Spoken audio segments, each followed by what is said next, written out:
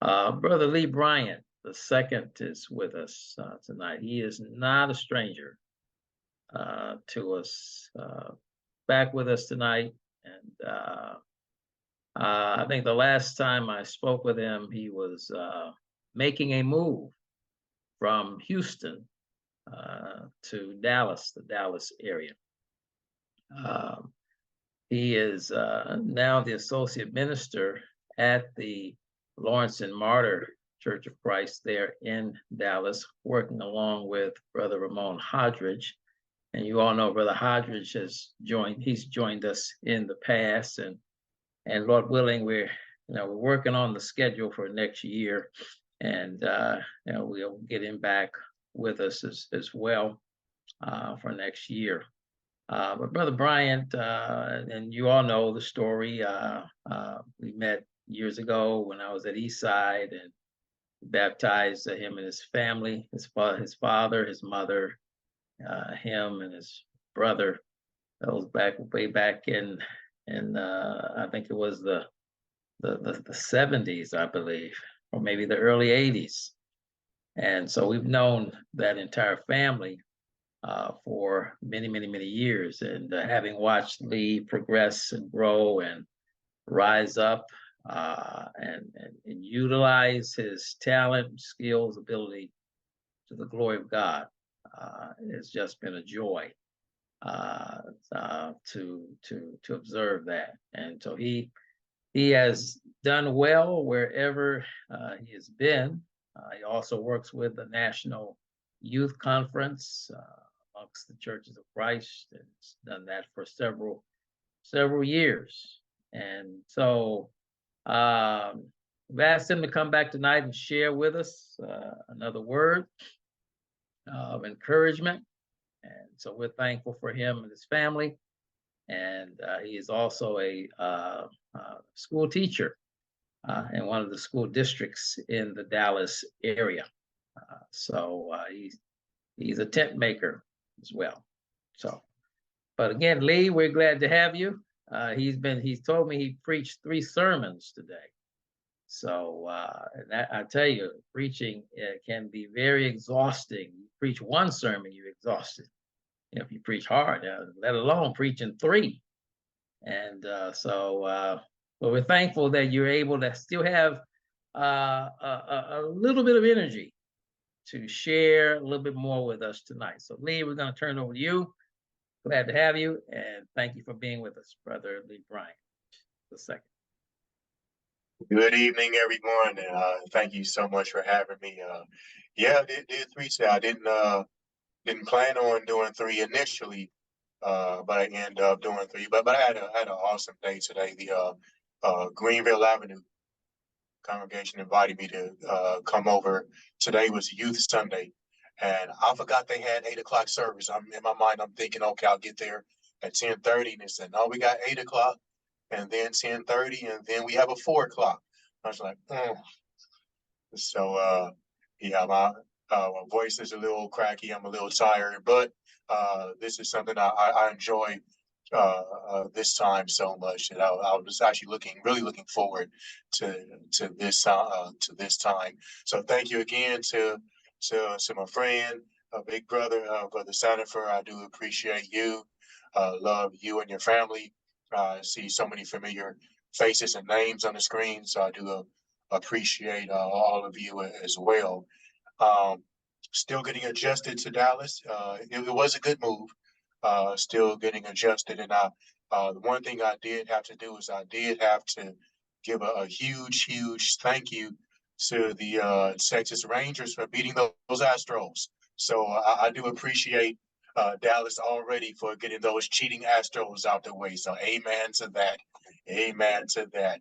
Which is a great segue to what we like to talk about tonight with the Center for assigned topic, the mindset of a champion. Mindset of a champion. And so one thing that real champions don't do, champions don't cheat, and champions don't steal signs. So that's another reason we just can't we can't respect those Astros, because they're not real champions. They're cheaters. They're cheaters. But anyway, the mindset of a champion. When we look at our Christian walk, we can look at our Christian walk as training and getting ready to compete in games. The Christian walk is not easy. The Christian walk is not something that we take lightly. The Christian walk is something that does take training. And if we understand on a physical level how training, becoming a champion in physical sports, it takes training, it takes dedication, it takes discipline. We can apply those same principles to our spiritual walk, and we can train ourselves spiritually, train up our minds, train up our hearts. And even when we do that, then our bodies will follow suit and we can fall in and we have a championship mindset. So then we find ourselves doing champion things, not because we do them, but because we think a certain way. And so we're looking at the mindset of a champion. Now, the text that we're going to look at, 1 Corinthians chapter 9, verses 24 through 27. It's a familiar text to many of us when Paul writes, "Do you not know that in a race all the runners run, but only one gets the prize?" So he says, run in such a way as to get the prize. Everyone who competes in the games goes into strict training. They do it to get a crown that will not last, but we do it to get a crown that will last forever. Therefore, I do not run like someone running aimlessly. I do not fight like a boxer beating the air. No, I strike a blow to my body and make it my slave, so that after I preach to others, I myself will not be disqualified from the prize. The mindset of a champion. So when I think about champions, I think about the greats on my Lakers squad. I'm still a huge Laker fan. I'm going to be a Laker fan till the end. So I think about my favorite Lakers squad, the Showtime Lakers of the '80s. I think about Magic and Kareem and Worthy and all them. Those are my favorite Lakers, and I think about their championship runs now with Pat Riley.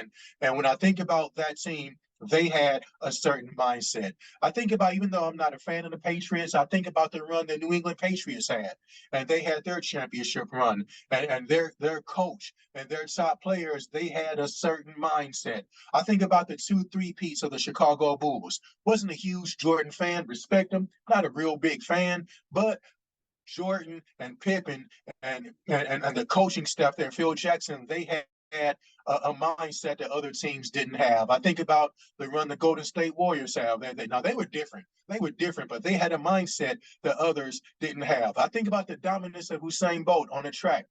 Still kind of think he was juicing, but still talented, fast, and he had a different mindset that other runners didn't have. I think about the runners of what's the swimmer name? Phelps. How he was dominant in the pool. I think about Simone Biles. Dominant in their sports, and they all had a different mindset. They had the talent, but what set them apart from other individuals, from other athletes, from other teams was the mentality of them, the mentality of their leaders, the mentality of their captains. They all had a different mentality than the others. And the thing is, those who were on teams, when they had this different mentality, their team members fell in, and the whole team then reflected that championship mindset. They had a mindset different from all the other players who were not champions. Legendary Yogi Berra said, baseball is 90% mental, and then the other half is physical. I think about the late, great Kobe Bryant, one of my favorite players. His mindset was on another level. His mindset was coined the Mamba mentality. And in the Mamba mentality, he had many quotes that stood out. Many of us remember him just saying, "Oh, it is what it is." But he had some quotes that stood out. And a couple of his quotes that stood out to me, he said, the mindset isn't about seeking a result. It's more about the process of getting to that result. It's the journey and the approach. And then he said, it's a way of life. I do think that it's important in all endeavors to have that mentality. The thing that stood out to me in that was Kobe said, it's a way of life. That's why Kobe was such a winner. That's why he was a champion. Even when the Lakers went down and went bad, he still had that championship mentality because his training, the way he played, it was a way of life. There are stories how he got to the gym early when it was still dark out.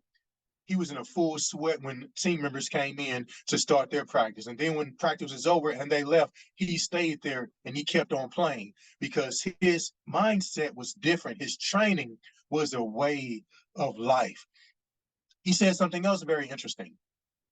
He said, it's really about wanting to learn and feeling like your cup is always empty because there's always more that you can fill it with. That's really the important thing. Continuing to learn and to learn and to learn and to learn. A mistake that many of us make is that we think once we feel like we know some stuff, we feel like we know some stuff. And then we get to the point where you can't tell me anything because I've been in the church for a long time. I know the Bible. I can quote book, chapter, verse. I know all that. But it's really about always wanting to learn. That's something I'm not, well, I never know. I know everything. But I try to keep the mentality that my cup is always empty. Even though I may have something to say, even though I may think I know some things to share, my mentality is my cup is always empty and there's always more than I can fill it with. That's why I love being around people who are way smarter than me because I can learn something. That's why I love being around veteran teachers and preachers and ministers because there's always something I can learn. I love being around people who've experienced different things in ministry. I may have been in ministry longer, but they've had these different experiences. I love being around them because there's always something I can learn. I love seeking out people who know things and know how to do things that I don't. There's no jealousy. I just want my cup to be full so I can learn. It's amazing to be in a situation where people may look at you and say, oh, he knows some things. But in your mind is, I have so much more to learn. I'm learning something. The older I get, the more I don't know. Younger, I thought I knew a lot of stuff. But the older I get, the more I realize I don't know. And that's amazing. That's a great thing because now I can set myself up to fill my cup and fill my cup and fill my cup. And it's never going to be full because there's always room to learn. So the mindset of a champion, we need to have a spiritual championship mentality. The athletes who have that championship mentality, their mentality is this championship or bust. I'm not worried about ending the season with the best record. That's fine, but I want that championship. I'm not worried about winning a conference title or winning the division or coming out on top just out of these 5 teams. That's fine, but that's cool. But I'm not worried about that. It's championship or bust. And we need to be the same way in our spiritual lives. It's championship or bust. It's heaven or bust. It's saving souls or bust. It's expanding the borders of the kingdom or bust. It's reaching out and feeding the homeless or bust. It's making an impact in my community or bust. Yeah, we have 5 members come in. Yeah, that's fine and dandy, but I'm not too worried about that. I'm worried about doing the work of the kingdom and lifting Christ up as high as I can or bust. We need to have that championship mentality. No participation trophies. And I'm the side too. I'm kind of, at first I was like, oh, that's cute. But the more I look at it, I'm like, man, we're making some complacent people. They're just happy with not winning. Now put them championship ribbons and stuff away. We want the championship trophy. And so our mentality is let's run for that championship trophy. So Paul says, do you not know that those who run in the race all run, but only one gets the prize? He's basically saying all runners run. That's what they do. Runners run because they run. They run just because. But he says, but only one gets the prize. Now, our mindset should be, I'm out here running, but I'm not running just to run. I'm running because I have an expectation of winning. I don't want to just cross the finish line. I want to win. And that's something we push all the time. Run, just make sure you finish. That's wonderful. That's a great thing. Don't quit. Run to finish. But we need to have an expectation. If I'm going to run, I want to win. I want to win this thing. And sometimes we have that mindset in our service and in our worship. I'm singing just to sing. I'm praying just to pray. Given just to give. No, I want to do all of these things because I have an expectation. When I worship, my expectation isn't just to come in, okay, I worship this or worship. I have an expectation when I worship. My expectation is God who's sitting on high. He's gonna pay attention and listen to what all me have to say. I know it's not about me. I know I'm in this position because of him. So since it's because of him, my expectation is through him. It's not about me. It's all about him. So we need to have an expectation when we run. Run in such a way as to get a prize. I'm not in here, I'm not faking until I make it. I'm not going through the motions. My championship mentality says I'm going to run because my expectation is I know when it's all said and done, I'm going to be in the presence of Jesus. So I'm running with that expectation. So that encouraged me and that helped me because on some mornings I'm tired. Sometimes I don't feel like doing my spiritual things, get to worship and I'm tired. Sometimes I got to get up and remind myself, wait, don't go out the door yet. Make sure you pray. Make sure you spend some personal time in devotion. But with the championship mentality, that's a way of life. I don't sing and pray and devote and serve others because that's just the right thing to do. That's who I am. And so I do these things because I have that spiritual championship mentality. And then Paul says, everyone who competes in the games go into strict training. They do it to get a crown that will not last, but we do it to get a crown that lasts forever. He says, everyone who competes goes into strict training. This idea of strict training is not just going to practice. It's going into strict training. I'm fighting, but I'm fighting against myself. I'm fighting against my will. I'm pushing myself. I'm putting myself through all kind of pain and torture because I have an expectation to win at the end. Those who are athletes, and I'll say real athletes because I wasn't a real athlete. I just did stuff. But there are sometimes I would go to our practices and then I would work out and I would come home and I'd be sore and I wouldn't like, I'm cool. I need to rest for a couple of days because that wasn't my way of life. I wasn't about that life. I don't like to hurt all the time. So I'm not about that life. But those of my friends who are real athletes, when that pain hit, their mindset was, okay, let's do it again. To me, that's crazy.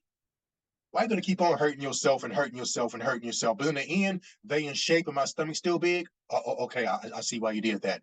Because you're about that life and I wasn't. So he says when we train, we go into strict training, saying no to self, saying no to desires hurts. It hurts our pride. It hurts our passions, our desires. I can't do what I want. I can't do what my flesh wants to do. I'm in strict training. I'm fighting against self for self.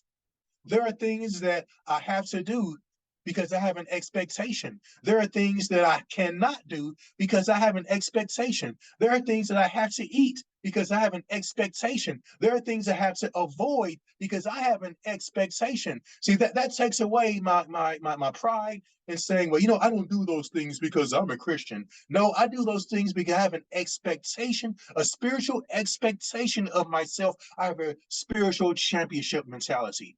My expectation is to reflect Christ and make him look good. That's my expectation. My expectation is to hear well done. It's not about me doing things. It's not about me looking good, lifting myself up. My expectation is Christ. And so I have that championship mentality. Just like my Showtime Lakers, they train during the off season. They practice hard. They beat each other up in practice because their expectation was to lift a trophy up at the end of the season. I have to avoid things. I have to put myself in situations. I have to serve. I have to love because my expectation is when people look at me, I want them to see Christ and not me. That's the expectation. I want the borders of the kingdom to spread. That's the expectation. And it's not just something that I hope. The child of God's expectation is I expect it because I know it's going to happen. I know the kingdom borders are going to spread. I know Christ is going to be lifted up. I know when we're looked at, they're not going to see us, they're going to see Christ. So because I have this expectation, I do and I don't do. That's our way of life. A championship mentality. And it says, those who ran, they ran in the races, they participated in the races, they did all this hard work to get a crown that would not last. We've seen pictures, or we've seen like in the movies when in Greeks when they ran and they receive a crown is a twisted wreath of olives on their head, and they put that on their head and they wear it with pride. But a few days later, it dries up and it fades away, and they don't have it. And the only thing they have now is memories and stories. But we have an expectation of a crown that will last forever. God will crown us, and that crown will last forever. We'll be crowned in his righteousness, and that will last forever. We'll be crowned in his presence, and that will last forever. We'll have a crown that no one can take away, because when God places it, no one can move it. So our expectation is to be crowned by God. So he says, therefore, I do not run like someone running aimlessly. I do not fight like a boxer beating the air. I don't do things just to do things. Every aspect of my life revolves around my training. I go to sleep at a certain time. I wake up at a certain time. I eat at a certain time. I eat certain things, work out a certain way. I don't go about it aimlessly, just running around, not staying in my lane, running in circles, doing things just to do things, doing things for busy work and sidebar. I know quite oftentimes we give people busy work just to keep them in the church, but let's do some things with expectation. My expectation is for you to stay faithful, so I'm going to help you with this task to focus you on the real deal. We'll quit giving each other busy work. Sometimes it may be necessary, but let's quit giving each other busy work, and let's set expectations and focus. Here, I do want you to sweep the foyer, but focus and point at Jesus while you're sweeping. Don't sweep it just to sweep it. That's running around aimlessly. I don't fight like a boxer beating the air, just beating the air, swinging at nothing, hoping I hit something. I strike a blow to my body and make it my slave, so that after I preach to others, I myself will not be disqualified for the prize. That was kind of deep. Changed up the whole mindset. So after he said, I don't do things just to do things. So for us, I don't worship just to worship. I don't pray just to pray. I don't commune just to commune. I don't serve just to serve. I'm doing these things because my goal, my expectation is a championship. In fact, I can say I do these things because the championship has already been won. I do these things because I've already been redeemed. That since I have an expectation of redemption, that's my championship response. I don't have a maybe mindset. I don't have a hopefully mindset. My mindset is that it is going to happen. It's here. I don't have a maybe mindset that, if I go to church, maybe I can make it. If I help feed the homeless, maybe I can make it. Since I got baptized, maybe I can make it in. The mindset now is because my expectation is there, and I'm not just doing busy work. I'm not just running in circles just to be running and doing church work just to be doing it. I'm not swinging at the air just hoping to hit something. He says, no, my idea of training is I'm going to train hard and keep my body in check, keep my mind in check, so that after I told others and helped others how to keep them in check, I don't want to be disqualified myself. So this idea of I strike a blow to my body, I had some problems with this one, because the imagery is I'm not hitting somebody else in the eye. I'm hitting myself in the eye and getting my own attention. It's like that kid when they act them up and you just listen to me, and then they come and check because they just got popped. Doing that to myself, getting my own attention, and then getting myself in check, because if I'm telling someone else how to stay in check, I got to make sure I don't get disqualified. It's like a team captain rallying the team together, but then that team captain gets called for a false start. It's like that team captain reminding the team to follow all the rules, but then that person breaks the rules and get kicked out of the game. I want to make sure that I'm in check, because if I'm helping you stay on focus, if I'm helping you stay on task, if I'm pointing you toward the finish line, and then I turn around and run the opposite way, no, I have to stay in check too, because my expectation is the same as the expectation I have for you. We have to point at the ultimate prize. We have to have the ultimate championship mindset. So what is the ultimate championship mindset? That made Philippians 2:5-7 that much real for me, that much more real for me. Let this mind be in you, which was also in Christ Jesus, who being in the form of God, thought it not robbery to be equal with God, but made himself of no reputation, and took upon himself the form of a servant, and was made in the likeness of men. And being found in fashion as a man, he humbled himself, and became obedient unto death, even the death of the cross. What's the ultimate championship mentality? Christ exemplified it right there. His mindset was manifest in his actions. If we want to know how someone thinks, just look at what they do. A championship mindset produces actions, produces results. If I'm training all the time and putting myself through torture and keeping myself in check and just focused on one thing, there'll be results. But if I'm just doing busy work, running around aimlessly, swinging at air, not focused, there'll be results. Not the results we're looking for, but there'll be results. So then, going back, looking at the mindset of a champion, we have to really be honest with ourselves. Those of us who are in ministry, we have to be honest with ourselves. Am I seeing results? Am I seeing the results that I'm looking for? Am I seeing the results that God wants? Because if I don't have a championship mentality, guess what? The team, the congregation, the ministry team, they will not have a championship mentality. I'm going to close with this. That's why it's so important when we gather together our ministry teams. And ministry teams are important. It's important to make sure that our ministry team has a championship mindset. I've learned over the years that congregation will ultimately adapt and follow the mindset and the personality of those that are leading them. If we're all about vision, all about ministry, all about saving souls, all about evangelism, guess what? Congregation will follow. But on the end, I've seen, I'll say it. I've seen places where their leaders, they're constantly beating people up. They're constantly pointing fingers. They're constantly dragging people down. They're constantly telling other people, other congregations how they're not right because they don't look like them. And guess what the members are doing?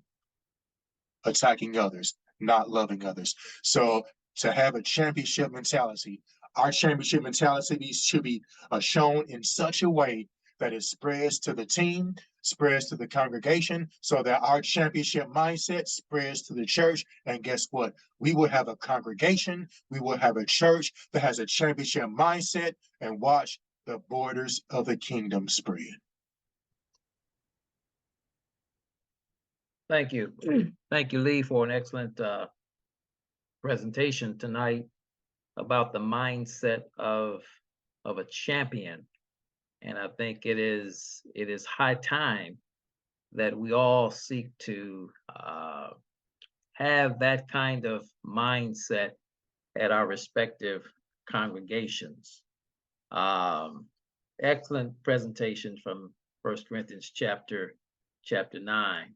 And I can appreciate the illustrations that you use that we all are somewhat familiar with here, as Paul used the illustration of one in the games that we know today as the Olympics. I think they were known as the Isthmian Games back in those times. I'm going to open it up for a question or comment, if you have any. And all of us come from respective congregations, and this is a lesson. This is a presentation that I think is applicable and applicable to each one of us, because we all have a certain mindset. Do we have the mindset of a champion, or do we simply do what we do based on tradition, or because our parents went to church, we go?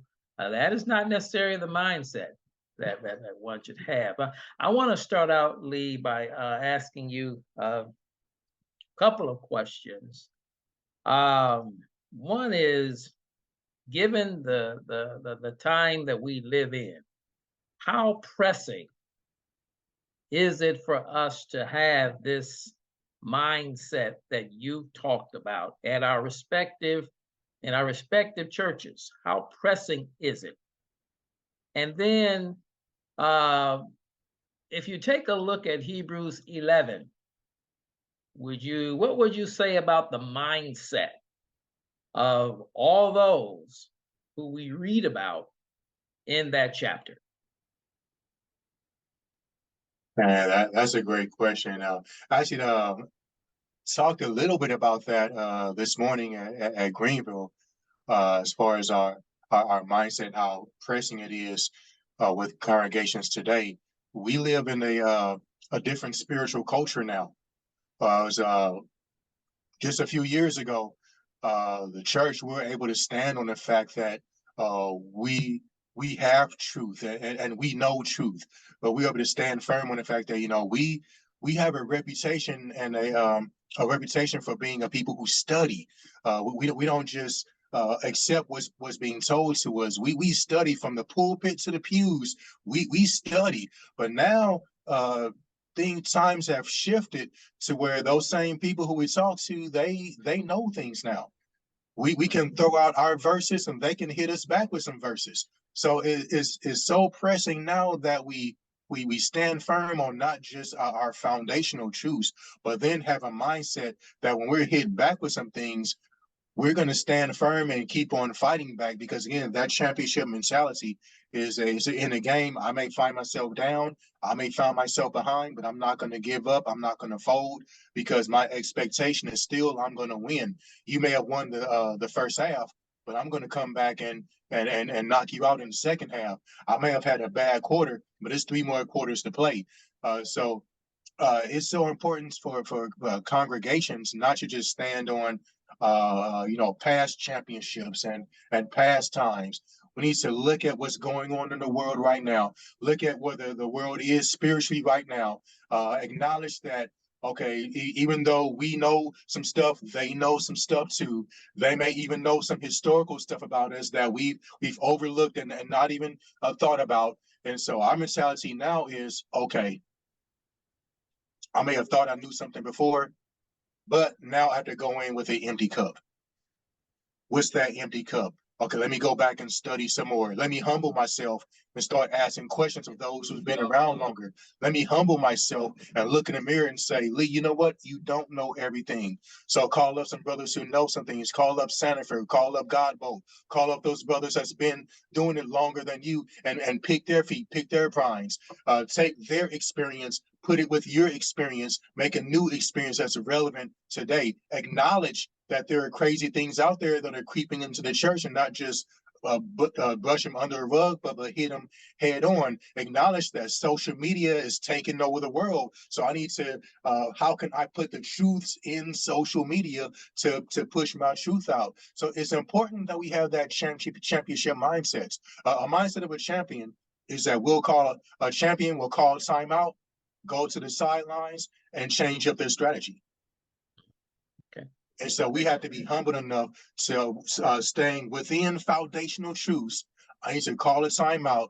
Okay, worship team, ministry leaders, let's call a timeout. Let's change up our strategy, and then let's go back out and hit them with this truth, but in a different way. Then in regards to Hebrews 11, I love it. That's the faith all stars, and they all had championship mentalities, because all of them in their walk, in their calling, what God called them to do, all of them hit hurdles, all of them had attacks, all of them hit barriers, but they didn't give up. They found out a way to run through them, go around them, or crawl over them. So when we have a championship mindset, when we get attacked, because we will, when we fall, because we will, when we hit a wall that I've never seen this type of wall before, I don't know, should I go up, around, over, through, under? We will. A championship mentality. You know what? Time out. Let me figure this out. and let God handle this for me, and I'll follow Him. Let God be my old line, run that block, and let Him make the wall, and then I run through. Okay. All right. Thank you for that. Any other questions or comment from anyone? Question or comment about the spiritual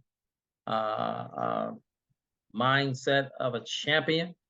Do you want to be a champion? Do you want to have a spiritual championship mentality? Any question or comment for Brother Bryant tonight? Anybody? Lee, here's another piece here. In some of our churches, we have folk that are struggling with worship. Okay, and folk that are struggling with worship.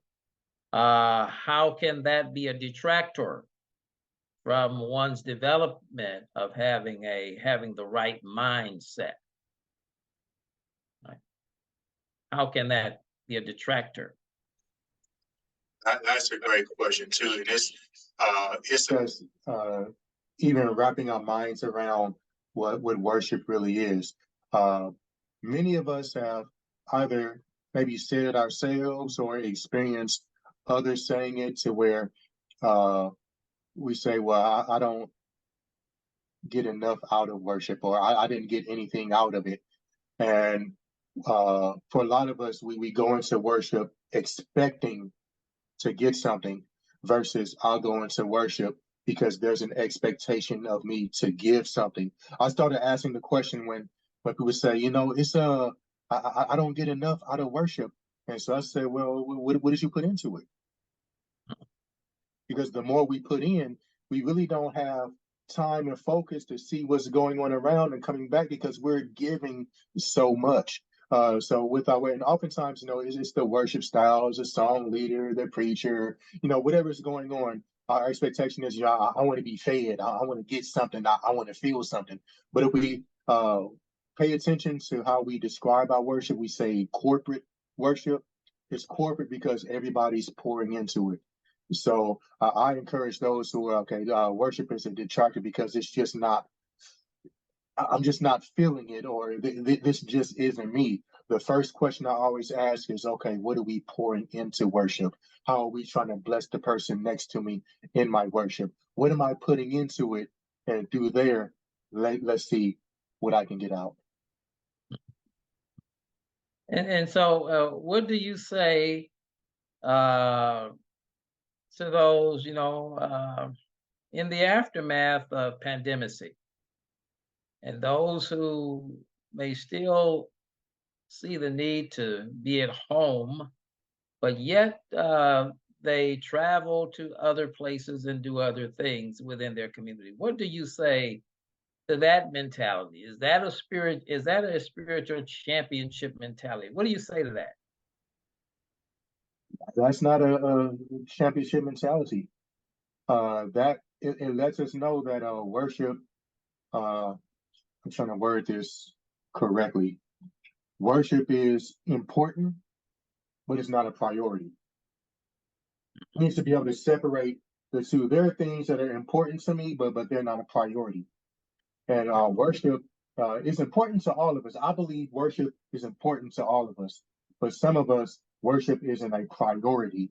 And I say that because it's important because I have to do it, so I'll feel good, or I have to do it to check that off my list. So it's important to me. It fills my personal. Okay, I did it. I'm good. But things that are a priority, we make sure it happens. We so often miss the mark when we chastise others for missing worship, when we're forsaking the assembly. And it's not about just being in attendance. It's about I have to be in a position where I can be there to encourage each other and spur each other on. And if I'm not there with you, I can't encourage you. I can't spur you on. I can't lift you up. So to that mindset, yes, I would agree that worship is important to you, but it may not be a priority. If you can push yourself, if you can go to a game or to a concert, or you're comfortable in the long lines at Costco, or do whatever you're doing, spending more time at those places instead of just a couple of hours that we spend together in the church building, and we still spread apart and masked up and all that. But if I got to stay home for God, but then I'll go do those other things. Yes, worship is important, but I'll have to question, is it really a priority in your life? And for a championship mentality, if winning isn't a priority, you're not going to win that championship. You're not going to get better. Your record's not going to get better the next season. Okay. We got many athletes where the game is important to them because they show up, but it's not a priority because they don't practice. Okay. Very good. We have a couple other hands here. Phil, is it you or is it your wife Imelda? It's me, Brother Sanford. It's All me. right. Thank you. Go ahead, Phil. Yeah, appreciate it. But she's agreeing with me. Thank you, Brother Bryant, for that message about championship and having that mentality. I was thinking of the days of course, the champions like the Celtics and the Lakers and the rivalry that they had. But what got me was that they were consistent. Between them, they won, 30-something championships, and they were year after year always there in the hunt. But I noticed that in our time we had seen, Larry Bird, Magic Johnson, and how much of an impact they had on the team, even those who were on the bench. And the question I have is, insofar as leadership, how important is leadership in the church able to radiate that championship mentality to everyone?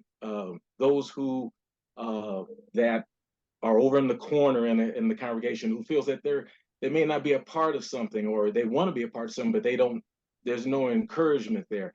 How important is leadership in getting them all involved in the game to where everybody's on the same page about winning?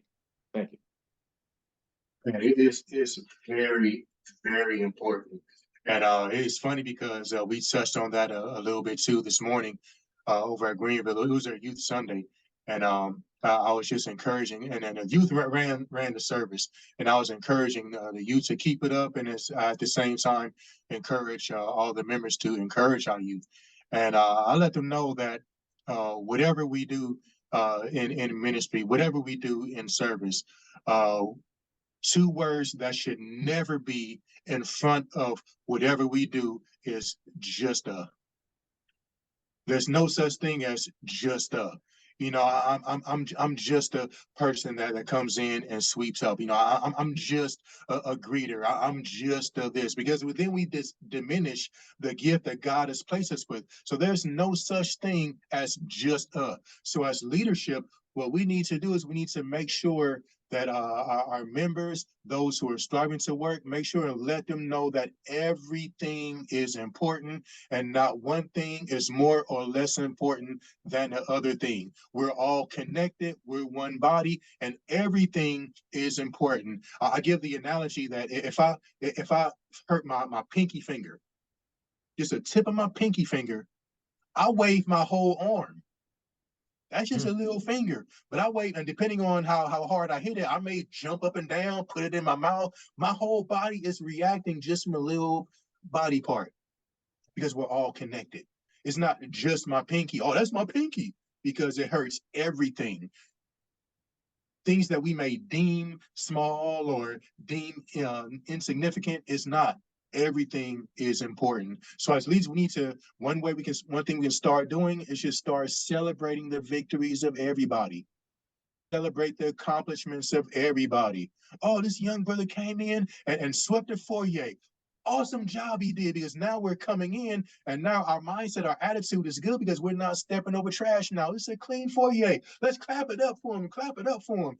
That young brother came in, that young sister came in and put the communion table on the communion on the table. Oh, that's a small thing. No, it's not, because when it comes time for coming, we looking around. Where the tray at? Where the tray at? Huge thing throws off all. So we need to celebrate people, celebrate those things, celebrate their goals, celebrate their desire to do things. And once they start doing things, feed them, encourage them to keep on going. Don't overlook them. Don't take them for granted. Say, no, that's just a, there's no such thing as a just a. And once we have that mentality, there's no such thing as a just a, watch how many people want to come in to work. It's like, during the Lakers, one of my favorite players didn't get in the game much, but I loved him. Mark Madsen on the Lakers didn't play much, but he was good at celebrating others. When they scored, he was jumping up and down on the bench. Sometimes he stood on the chair. He was always waving that towel. He was dancing first to high five. And so they were motivated because somebody who didn't even get in the game was celebrating them. I remember one time he got hurt, so he didn't travel. The whole morale was different because Mark Madsen wasn't there. Mm. We said, oh, he's just waving us out. Mad Dog. That's right, Mad Dog. Oh, he was just waving us out. No, he wasn't just waving us out. He was encouraging those who were in the game. Not just a towel waver, a huge encourager. Just as important, we discovered, as the ones on the court, because they needed that energy and that encouragement coming off the bench. So it's no such thing as a just a ministry. All ministry is important. All right, very good. Daryl, go ahead with your question or comment. Yes, great lesson, Brother Bryant. and I didn't take offense how you perceive my Detroit Pistons. That's okay. But and my question kind of piggybacks on what Phil mentioned. But I guess my question is, how do we motivate?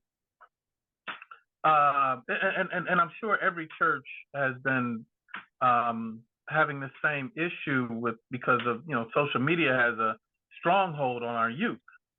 And how do we motivate? What are some remedies that we could use to try and motivate our youth and also new converts? What are some remedies that you may can share with us? Yeah, one thing that we're trying, and that's a deep question. We can talk all day on that.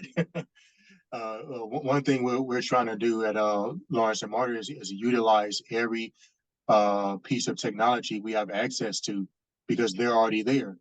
They're already on TikTok. Okay, let's put some stuff out on TikTok so we'll start coming across their timelines. We're working on right now is after the sermon, we just have like a 3 to 5 second clip of reactions to the word that's being said. Okay, just give me about 30 seconds on why God was good to you today. Put that out there. Okay, just give me 5 seconds on what you got from the sermon today. Put it out there. Just give me 10 seconds on why this is your favorite song and how you felt when we sang it during service, and put it out there. We need to go to where they are and bring them in. That's the same mentality when Paul had that championship mentality. He says, I became all things to all men for the sake of the gospel. So they're out there in social media land. Let's go on social media land to get them. It's the same idea of being a fisher of men. We still have that Western world mentality of fishing, where we sit in a boat or sit on a dock and we bait the hook and then we throw it out. But those fishermen, they had no bait, they had nets, and they cast out into deep waters and went to where the fish were, and then cast out nets. They went to where the fish were. I don't know when we started not going to where the people were and expecting them to come to us. And then once they go to a different place, we still expect them to come to us. The fish are out there in social media land. The fish are out there, just out there. We have to be willing to go there to get them. Let them know, like, you know what? I can relate to where you are and what you're going through. But you know what's more important than that? God can relate to. So that's just one thing that we're trying to do. Even with the National Youth Conference, we're trying to incorporate more social media elements. We're working on getting a board of youth. And so, you know what? Y'all run social media because y'all good at it. It shouldn't be me running our conference, IG and TikTok and Twitter pages. It shouldn't be me. It should be those 15, 16, 17-year-olds who are bought in, who are coming to the conference area, who knows that stuff, understands, okay, we need to do it this way to get the algorithm right so it show up on everybody's page. Okay, y'all do it. And then what happens is now we have teenagers developing a mindset of a champion. So then when they become old like us, they'll be good. So Lee, let me just jump in here. You mentioned something about, let's say, after the sermon. So who is, and this is kind of like a sidebar to our main topic, who is putting the response to the sermon on TikTok? Are the young people doing that themselves on their TikTok pages, etc.? Both. We haven't implemented it yet. We're still trying to get it organized and get it together. But our goal is on a church page, as well as, okay, here, you share this on your page. Tag the church, tag your friends. So that way it shows up in more places. So now it's not just on the church TikTok, the church Instagram, but it's also them doing it. Because they're on our Instagram, and you have, you can, see, I forgot what it's called because I'm old, but it'll have the church name and that person name, so it shows up in two places simultaneously. So all the church followers will see it, but then these kids, they have thousands of followers, more than the church have on their social media. So it hits our followers and it hits all their followers and their friends, and because our friends see them, somebody that looks like him on there, they'll be more apt to share it and tag somebody else. So it goes on both of them. Okay, and so that gives them a work to do, and to help them to develop a certain mindset, this mindset of a champion that we speak of tonight. Is that what you're Right. saying? Okay, and that's something that, yeah, I think that is worth exploring for leaderships to do that, because as you mentioned, we're in a different world. Now, we're going to proceed to wrap up, unless there are any other questions or comments. But one more question, and you brought it up about attacking, folks attacking one another. Yeah, okay, churches, except people in the church. And I wrote something down. Yeah, the criticism. You don't do it like we do, all that stuff. I call that friendly fire. And just because one engages in that, does that make him one who has the mindset of a champion, spiritually speaking?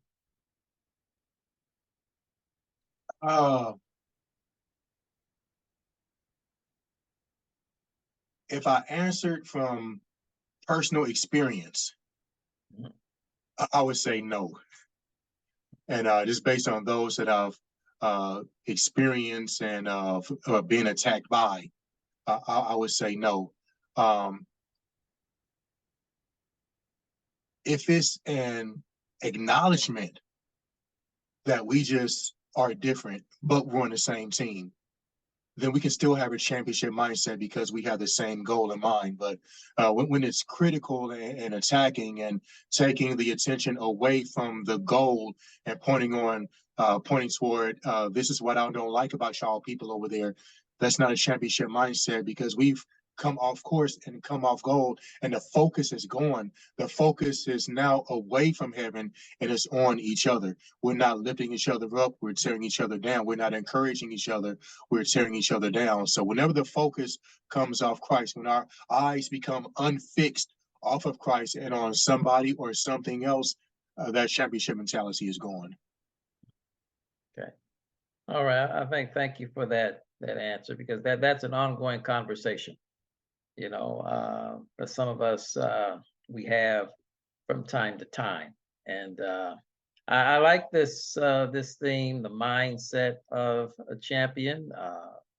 And I guess I felt that you perhaps had the mindset of a champion when I asked you to tackle this subject tonight, and you've done an excellent job.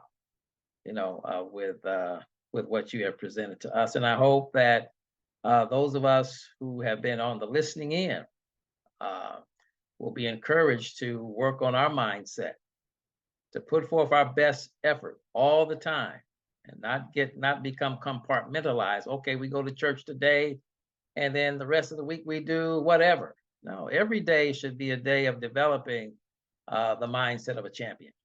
I do believe that, and I know sometimes folks will get tired you know, but you got to keep on pushing. You know, as Curtis Mayfield used to say, keep on pushing. You got to do that. And so want to encourage you all to work on yourself. You know, if we can just solely work on ourselves and be better for the Lord, the church will be much better as well. We're going to ask Brother Jamie Holloway to. Jamie, you still with us down there in Houston? Is Jamie there? I see his name here. He may. I'm still here. Okay, Sorry, now Lee, let me tell you, Jay, you know Jamie, don't you? You may know Jamie. He's in Houston. He's down there, you know, where those cheaters are. I don't know. He came from LA. I don't know if he's adapted, you know, but that's him. And you know, I've been still in California. Okay. I've been texting John Bradshaw today because the 49ers lost. And Brother Broussard, I don't know where you are on this as far as your team. You know, people think that they're the champions, the ultimate NFL champions already. Now they've lost 3 straight. Okay? Hey, I'm Niners win, lose, or draw. It doesn't All matter. right. Yeah, you see? But anyway, Jamie, we'll have you to lead us in our closing prayer. And want to encourage you. We'll be bringing you back next year with us on the Sunday evening spiritual encouragement hour. So you lead us in our prayer. I appreciate that. And thank you all for joining us tonight. And we'll come back and say good night after we pray. Go ahead, Brother Holloway. Let us go to God in prayer. Father God, we give you thanks for being the creator of our lives, for giving us all that we have been blessed with. We are thankful for the people who took out the time to come on this virtual platform to glean from your word, to be encouraged from your word. We are thankful for blessing Brother Bryant to take time out of his schedule to prepare a lesson that can help us have the proper mindset as Paul had. We are praying that we can implement this mindset to ourselves, to our families, and most of all to our churches and to our communities, to continue to project and to exalt the goodness of your word. We pray as we depart, you keep those who had asked for prayers earlier on this call, that you may bless them with decent portions of health and strength, and those who may be going through health challenges, that you can bless them with a full recovery to their full 100% of their physical needs that they need at this time. This is our prayer. We ask in his name as we all say, amen. Man. I do want to thank each of you for your chat room comments, very important, and I do read them, and we appreciate the comments that you make each week. They're very vital to us, and so keep on making them. That's your participation, and it's okay to participate on that level. But anyway, we'll say goodnight to all you champions out there. Have a good evening. Have a good week. God bless you all. Good night. God bless. Good night, Good everybody. night, Lee. God Good night, bless. everybody. Good night, Uncle Thanks. Darrell. God be Good with to you, see you, Lee. everybody. Barry, Good we night, keep y'all. praying for you, Take care, man. all. God Keep in bless. touch, Barry. Good night. Stay Good so night. good to see you.